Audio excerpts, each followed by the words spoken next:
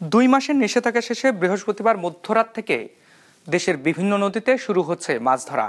এজন্য শেষ মুহূর্তের প্রস্তুতি সেরে নিচ্ছেন জেলেরা। বিস্তারিত ডেস্ক রিপোর্টে। 250-টিরও বেশি ডিজাইন অপশন নিয়ে ওয়ালটন স্মার্ট ফ্রিজ, বোঝে আপনার প্রয়োজন।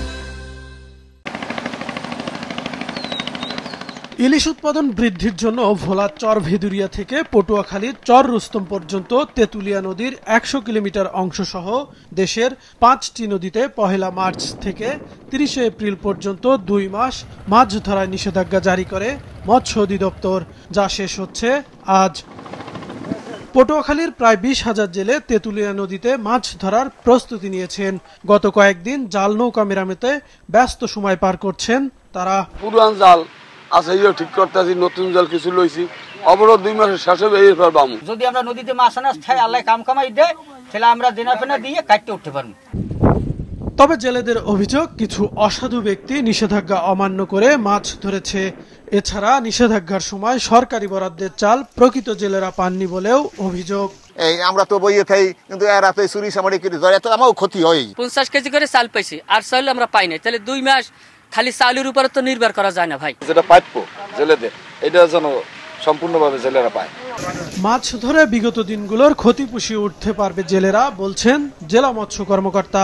এই অভয়াশ্রম এলাকায় ইলিশ সহ, জাটকা সহ অন্যান্য শত শত প্রজাতির মাছ রয়েছে।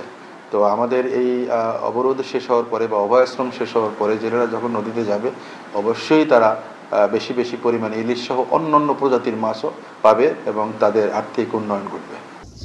ভোলার মেঘনা ও তেঁতুলিয়া নদীর তীরের জেলেরাও প্রস্তুতি নিচ্ছেন নদীতে নামার। তবে যথাসময়ে সরকারি বরাদ্দের চাল না পাওয়ার অভিযোগ তাদেরও। জাল ফাল সবকিছু লাইন করে আস্তে আস্তে নৌকায় উঠেতেছি। এই রাত্রে আলাজি বাসার বাসি আমরা নদীর যাবো। নদীর যাইলে আমরা নদীতে যদি মাছ টাছ থাকে, মাছ ধরি, মানুষের দেনা ফেনা যা আছে এগিন উদ্ধার করুম। কোনো জেলে কাটার চাল নাই, কিছু নাই, আমরা অসহায়ের মতন হয়ে রয়েছি। তবে বরাদ্দ করা চাল সঠিকভাবে বিতরণ করার কথা জানায় জেলা মৎস্য কর্মকর্তা। আমাদের জেলেদের জন্য যে ভিজিএফ চাল ছিল, সেটা আমরা সঠিকভাবে আমাদের ভোলা জেলা 89,600 জেলের মধ্যে আমরা বিতরণ করতে সক্ষম হয়েছে।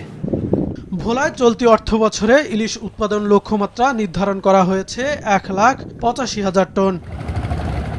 বিজনেস রিপোর্ট, মাছরাঙা টেলিভিশন।